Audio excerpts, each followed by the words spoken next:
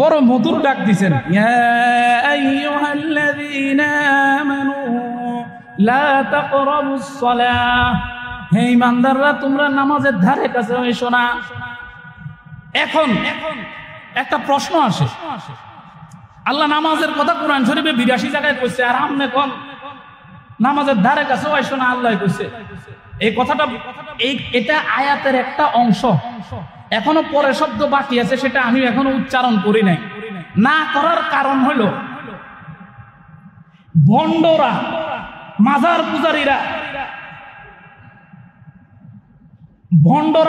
পূজারীরা, শিরিককারীরা এখান থেকে একটা দলিল দেয়।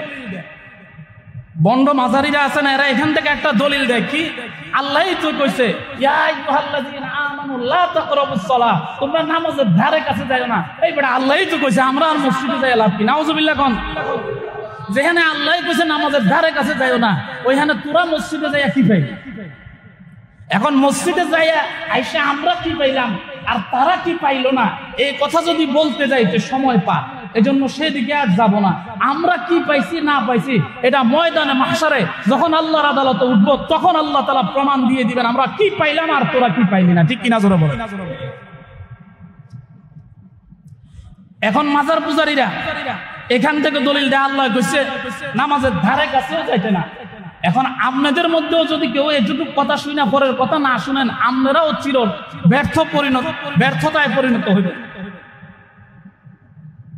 আল্লাহ বলতেছেন ইয়া আইয়ুহাল্লাযীনা আমানু লা তাকরাবুস সালাহ, হে ঈমানদাররা তোমরা নামাজের ধারে কাছে আইসো না। এরপরে কইছে ওয়া আনতুম সুকারা, নেশাগ্রস্ত অবস্থায়, সুবহানাল্লাহ পড়েন, নেশাগ্রস্ত অবস্থায় নামাজের ধারে কাছে আইসো না। বন্ডরা, ফকিররা, মাজার পূজারীরা এখান থেকে দলিল দেয় কি দলিল? আল্লাহ কইছে নামাজের ধারে কাছে আসতে না। আরে পাগল, আল্লাহ তো কইছে নেশাগ্রস্ত অবস্থায় নামাজের ধারে কাছে আইসো না। ঠিক কিনা জোরে বলেন।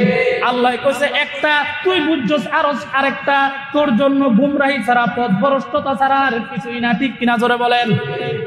এই জন্য বয়ান পুরাপুরি শুনতে হইব।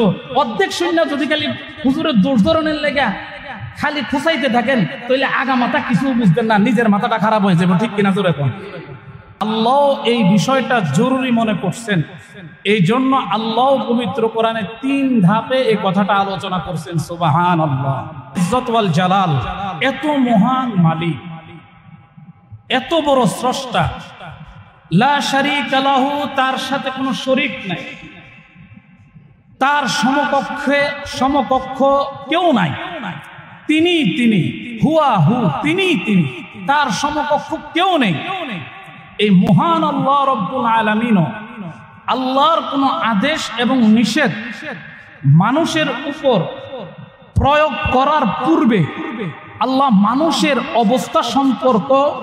অবস্থাটা দেখেন, মানুষের অনুভূতি, আবেগ, এই দিকে আল্লাহ বিশেষ দৃষ্টি দেন, লক্ষ্য রেখে আল্লাহ তারপরে আল্লাহর বিধানটা মানুষের উপর প্রয়োগ করেন। সুবহানাল্লাহ। যে কোনো বিষয় আল্লাহ ডাইরেক্টলি মানুষের উপর চাপায় দেন না। ঠিক তেমনই একটা বিষয় আছে, আর এমন একটা বিষয় যে বিষয় আল্লাহ তাআলা ডাইরেক্ট না, আল্লাহ ধাপে ধাপে পরপর 3টা ধাপে আল্লাহ নাযিল করছেন। এর কারণ এই প্রশ্নের জবাব কি? এই প্রশ্নের জবাবটা আমি আমার নিজের পক্ষ থেকে দিচ্ছি না, আল্লাহর কোরআনের মাধ্যমে আল্লাহ এই প্রশ্নের জবাব দিচ্ছেন। সুবহানাল্লাহ।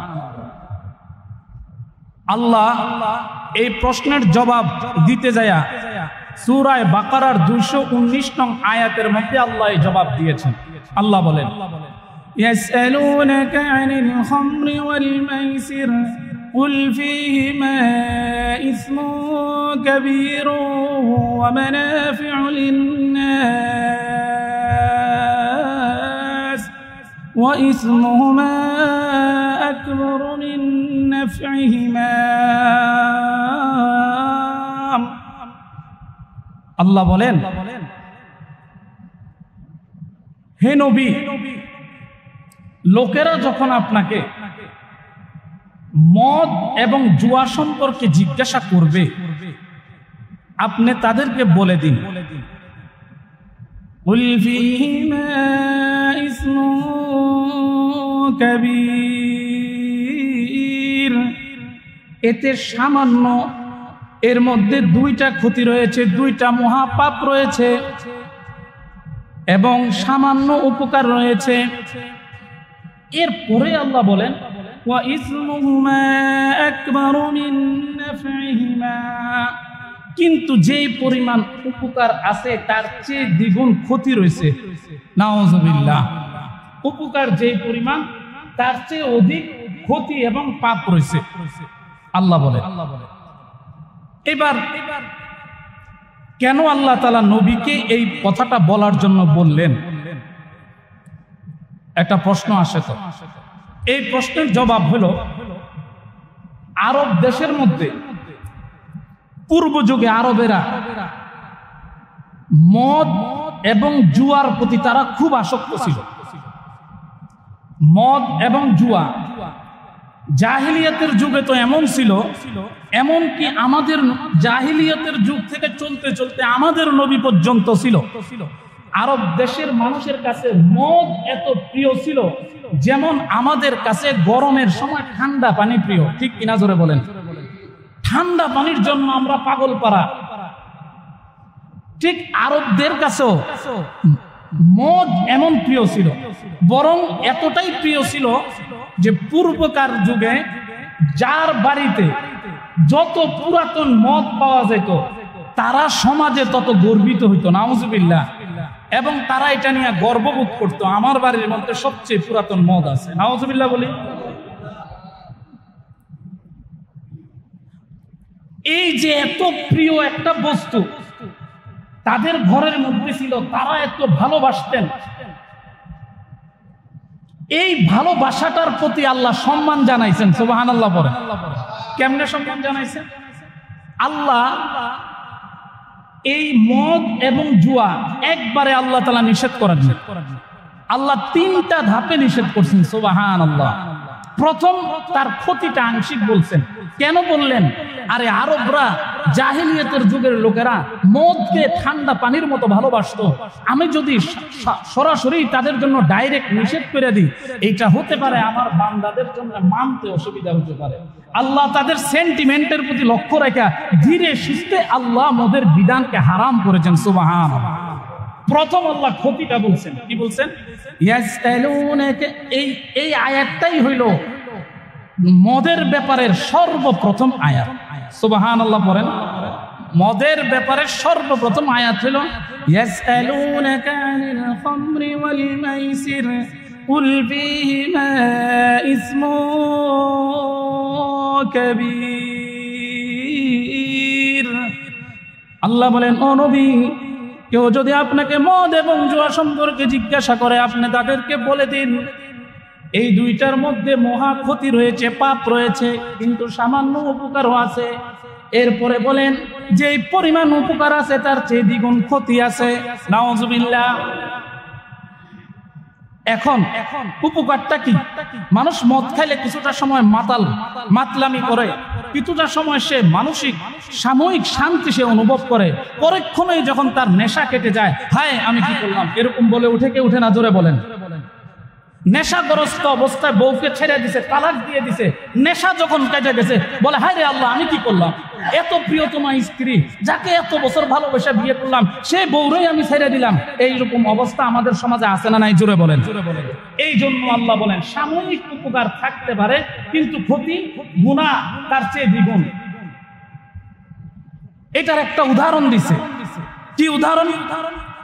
একজন ডাক্তারের কাছে একজন রোগী গেছে, যাইয়া বলছে আমার একটু ওষুধ দেন, আমার এই সমস্যা।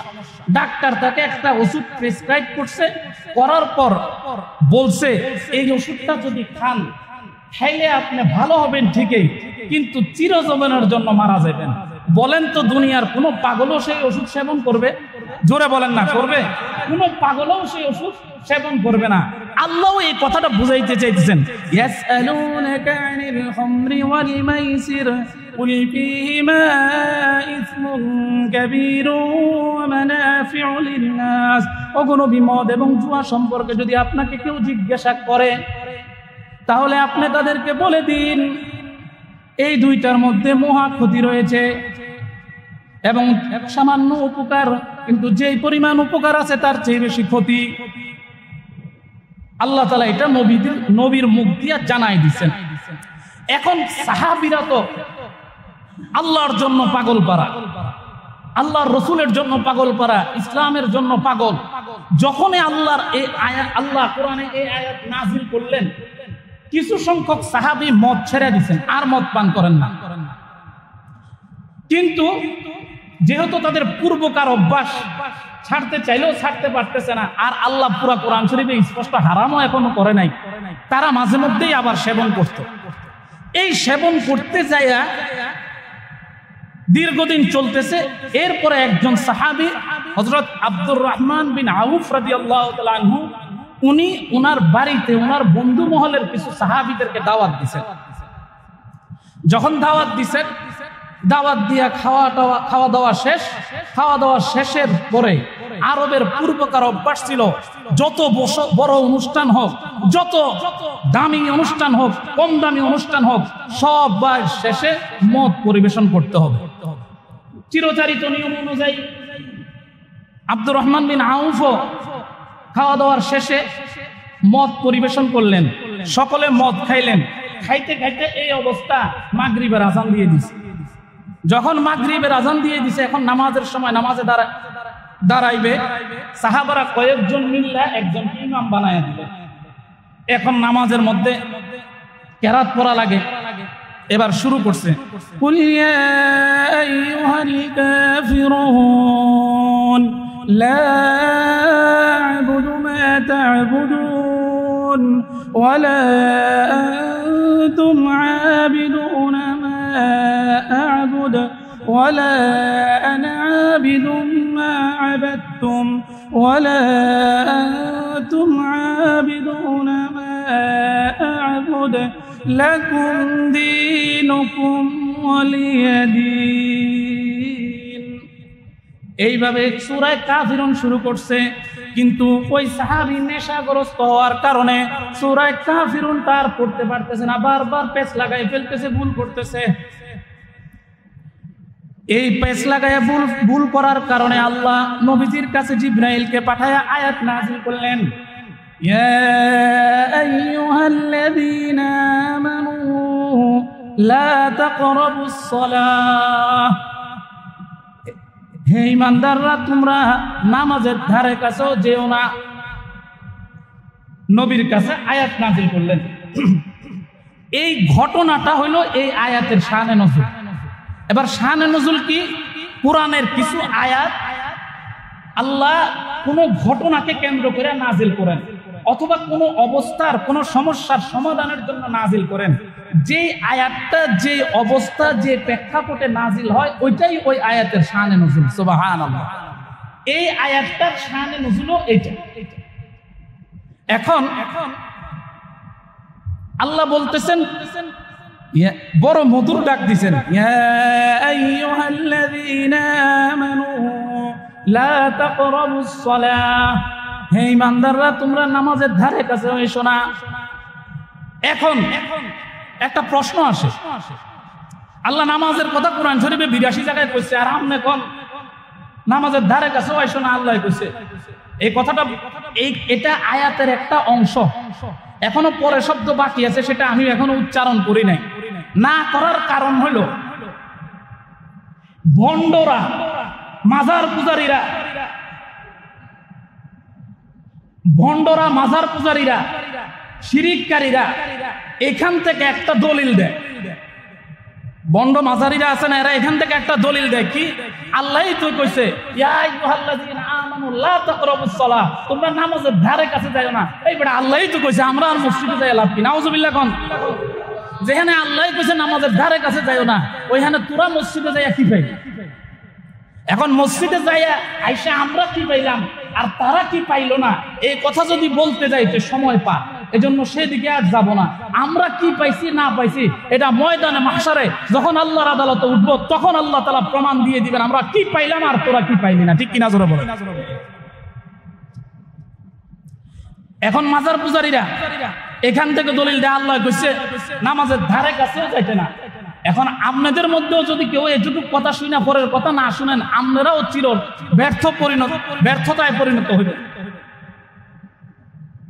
আল্লাহ বলতেছেন ইয়া আইয়ুহাল্লাযীনা আমানু লা তাকরাবুস সালাহ, হে ঈমানদাররা তোমরা নামাজের ধারে কাছেও আসো না।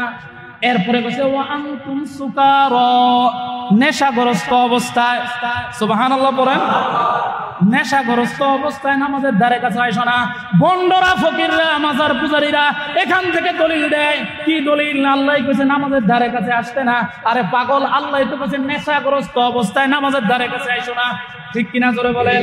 আল্লাহ কইছে একটা, তুই বুঝছস আরেকটা, তোর জন্য গুমরাহি ছাড়া পথভ্রষ্টতা ছাড়া আর কিছুই না। ঠিক কিনা জোরে বলেন?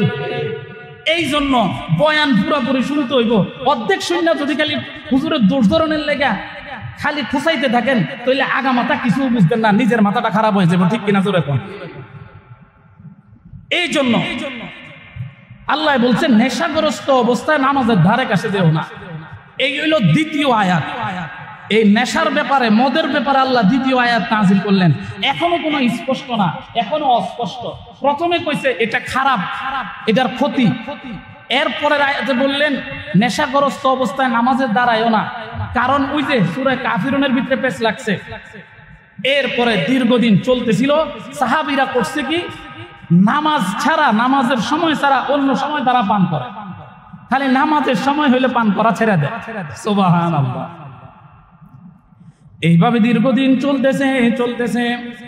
এদিক দিয়া কয়েকজন সাহাবী, আল্লাহর রাসূলের কয়েকজন সাহাবী, নবীজি যখন মক্কা ছেড়ে মদিনায় হিজরত করলেন, মদিনায় হিজরত করার পরে আল্লাহর নবীর কাছে আয়েশা বলতেছেন, ইয়া রাসূলুল্লাহ, এই যে মদ, জুয়া, এগুলির কারণে আমাদের হিতাহিত জ্ঞান থাকে না এবং মানুষের অর্থ সম্পদ নষ্ট হয়। ইয়া রাসূলুল্লাহ, এই ব্যাপারে আপনার অভিমত কি? আল্লাহ রসুল কি জবাব দিবেন? জবাব রসুলের আগেই আল্লাহ তাআলা কোরআনে আয়াত নাযিল করে দিলেন। সুবহানাল্লাহ।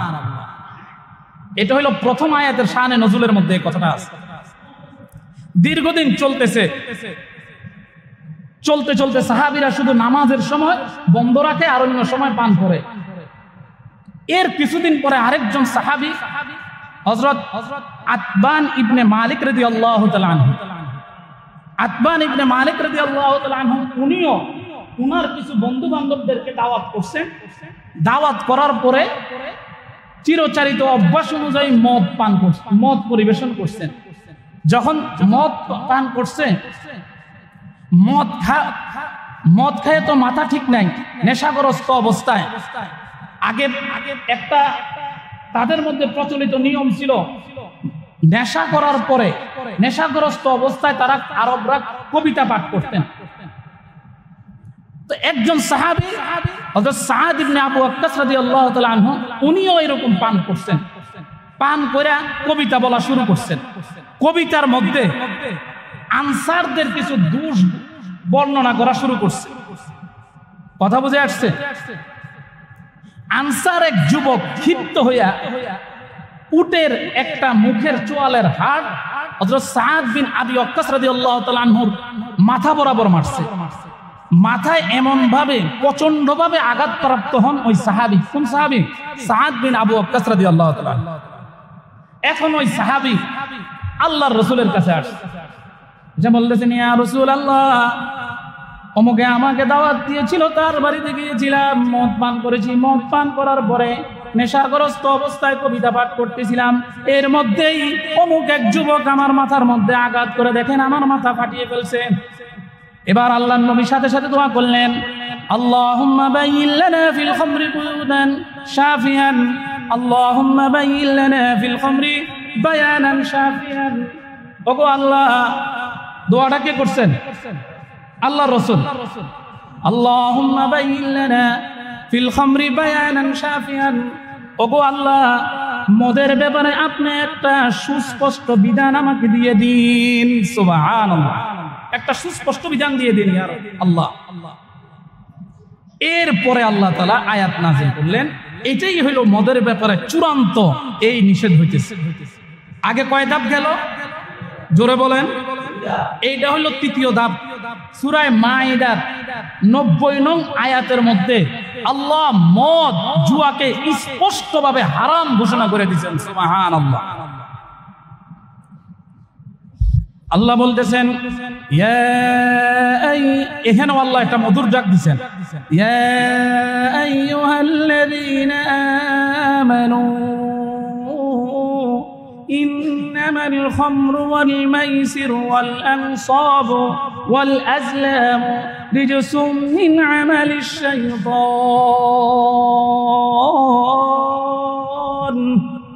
ফাজতানিবুহু লাআল্লাকুম তুফলিহুন। আল্লাহ বলতেছেন নিশ্চয়ই নিশ্চয়ই ঈমানদাররা, নিশ্চয়ই ইন্নামাল খামরু খামর মানে মদ, ওয়াল মাইসিরু মাইসির মানে জুয়া, ওয়াল আনসাবু আনসাব বলা হয় প্রতিমা মূর্তি, ওয়াল আনসাবু ওয়াল আজলাম আজলাম বলা হয় ওই সমস্ত যারা গণকের কাছে যায়া লটারির মাধ্যমে তীর নিক্ষেপ করে একটা ভাগ্য নির্ণয় করে। ওয়াল আজলাম রিজসুন এগুলি সব কিছু নাপাক মিন আমালিশ শাইতান শয়তানের কাজ। সুতরাং তোমরা সেখান থেকে কি থাকো? বিরত থাকো। ফাজতানিবুহু সুতরাং তোমরা বিরত হও, লাআল্লাকুম তুফলিহুন যদি তোমরা সফল হতে চাও। সুবহানাল্লাহ। আল্লাহ একবারেই ডাইরেক্ট নাজিল করতে পারতেন, কিন্তু নাজিল করাটা আরবের মানুষদের আল্লাহর বান্দাদের সেন্টিমেন্টের মধ্যে লাগতো। এই জন্য আল্লাহ মানুষের দেখেন না আল্লাহর বিধানগুলি, আল্লাহ মানুষের দিলের দিকে কতটা দয়াবান। সুবহানাল্লাহ। মানুষের ইনসানিয়ত, মানুষের মনুষ্যত্বের প্রতি আল্লাহর কত খেয়াল যে না একবারে না, এটাকে আমি আস্তে আস্তে আস্তে আস্তে হারাম ঘোষণা করে দিলেন। সুবহানাল্লাহ। এই তখন থেকে সূরা মাইদার 90 নং আয়াত নাজিল হওয়ার পর থেকে তখন থেকে নিয়ে চিরতরে মদকে আল্লাহ তাআলা হারাম ঘোষণা করে দিয়েছেন। সুবহানাল্লাহ। এখন আজকের আমাদের এই সমাজের মহা নেশা জুয়া এমন ভাবে আমাদের সমাজকে ছেয়ে ফেলেছে, প্রত্যেকটা অলিতে গলিতে, প্রত্যেকটা প্রায় অধিকাংশ ফ্যামিলিতে, রাস্তা ঘাটে, চিপায় চাপায়, আনাসে কানাসে, শহরে বন্দরে, গ্রামে, গহীন জঙ্গলের মধ্যেও রাত্র দিনে 24 ঘন্টায় এই সমাজের যুবকগুলি নেশায় জর্জরিত হয়ে যাচ্ছে। ঠিক কিনা ধরে বলেন?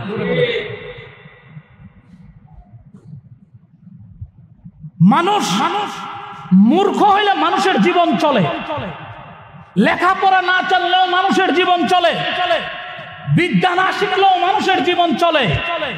কিন্তু কোন মানুষ যদি নেশাগ্রস্ত হয়ে যায়, এই মানুষটাকে নেশায় গুণের মতো শেষ করে ফেলে। ঠিক কিনা জোরে বলেন? গুণে যেমন কাঠকে শেষ করে ফেলে, ঠিক নেশায় মানুষের পুরো বডিটাকে গুণের মতো খায়া শুকনা কাঠের মতো বানায় ফেলে। এই নেশা আজকে আমাদের সমাজের প্রতিটা রন্ধ্রে রন্ধ্রে প্রবেশ করেছে।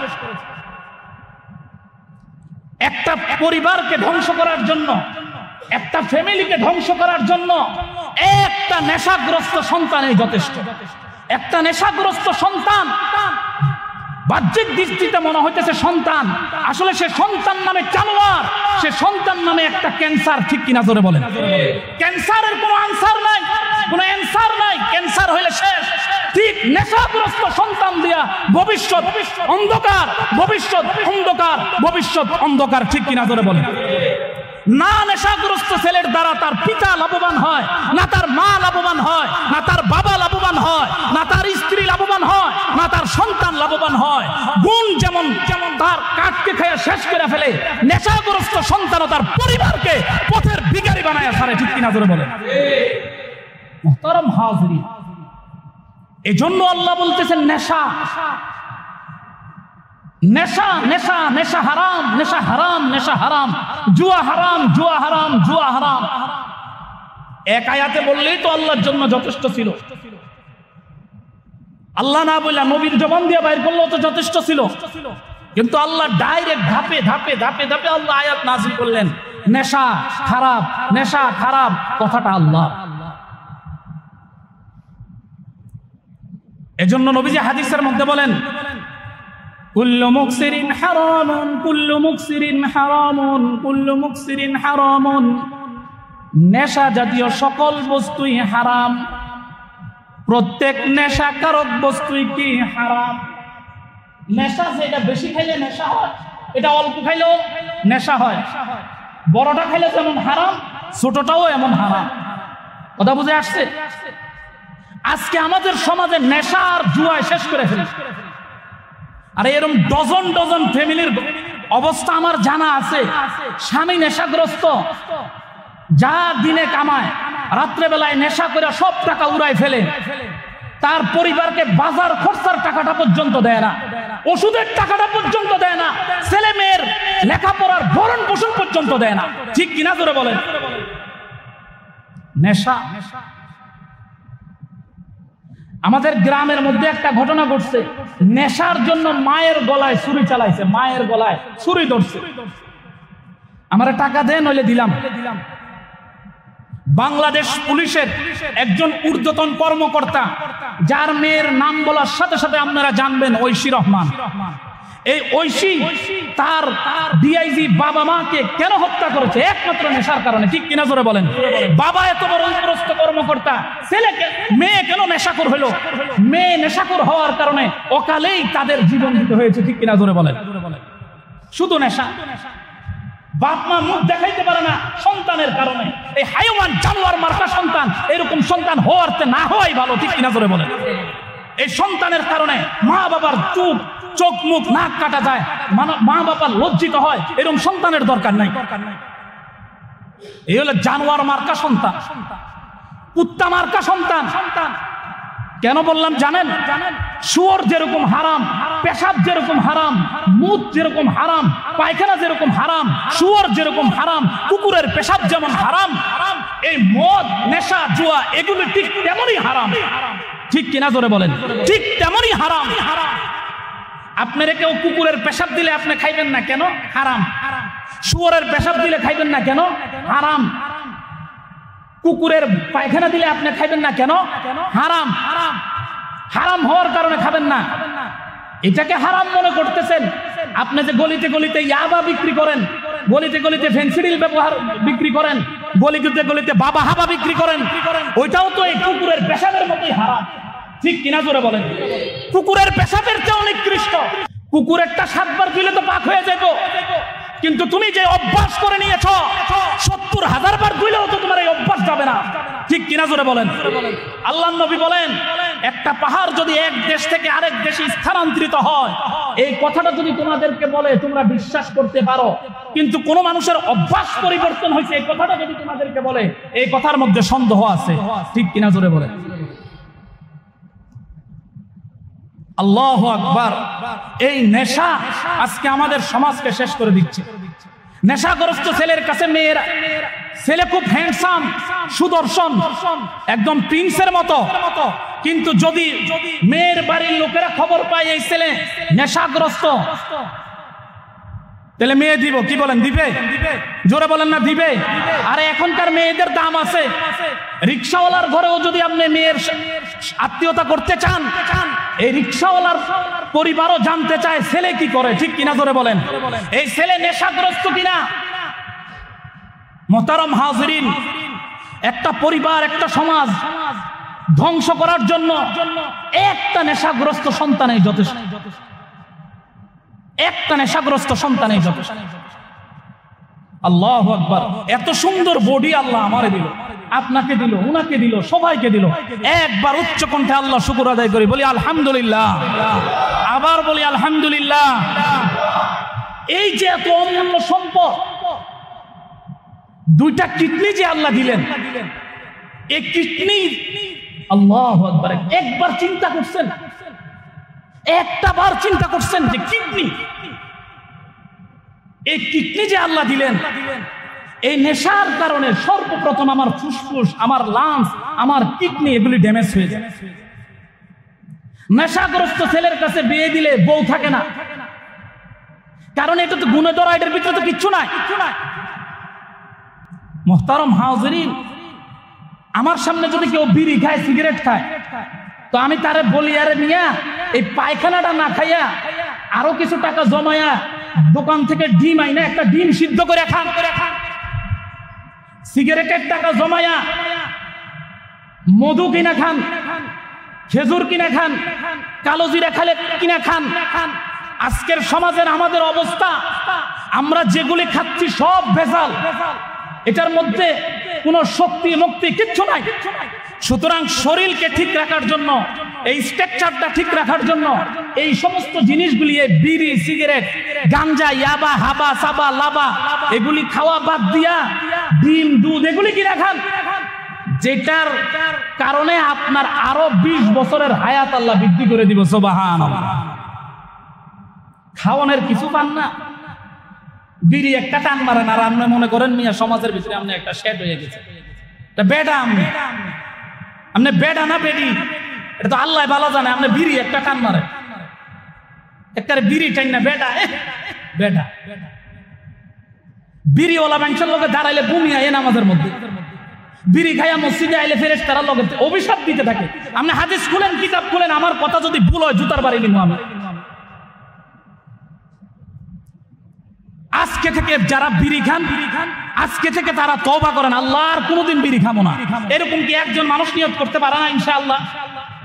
বিড়ি খাইলে যদি আপনার স্বাস্থ্য ভালো হইতো, বিড়ি খাইলে যদি শরীরে ভিটামিন আসতো, বিড়ি খাইলে যদি আপনি বেশি ডলার কামাইতে পারতেন, তাহলে আপনি সারা বিড়ির গুডাউনে বইয়ে থাকেন, কোনো অসুবিধা নেই। যেটা খেলে আপনার অর্থ নষ্ট হচ্ছে, সময় নষ্ট হচ্ছে, টাকা নষ্ট হচ্ছে, এই বিষ কেন পান করেন? আপনারা একটা ছেলের নাম বলার সাথে সাথে চিনবেন, চলচ্চিত্র জগতের একটা পরিচিত মুখ, আরশ খানের নাম শুনছেন না আপনারা? আরশ খান, ইয়াং যুবকরা জানবেন। এই আরশ খান, আমি যখন ঢাকা মেডিকেলে ছিলাম, এই আরশ খানের ব্যাপারে আলোচনা হচ্ছিল।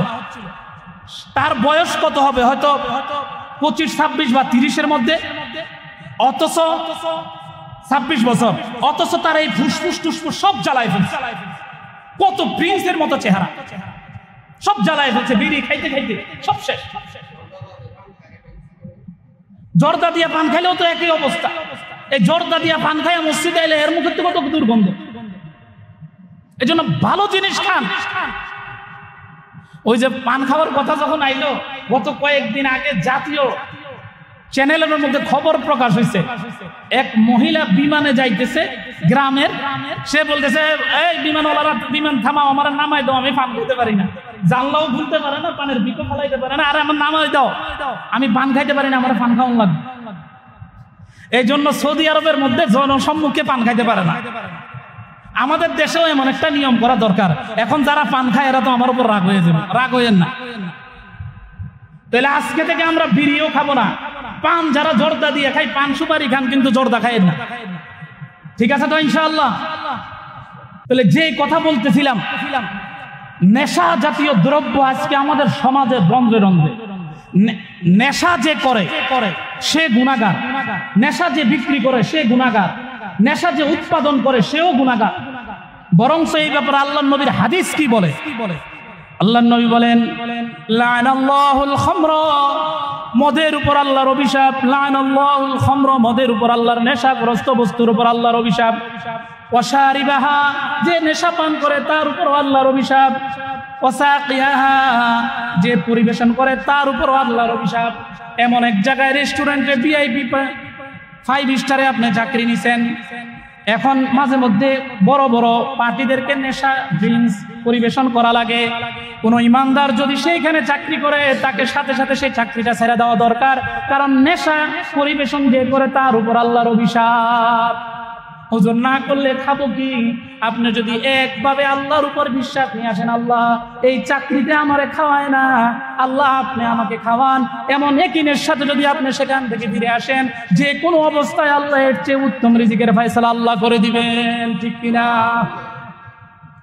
এরপরে যে নেশা বিক্রি করে, ওয়াবাকিয়াহা, যে বিক্রি করে তার উপর আল্লাহর অভিশাপ।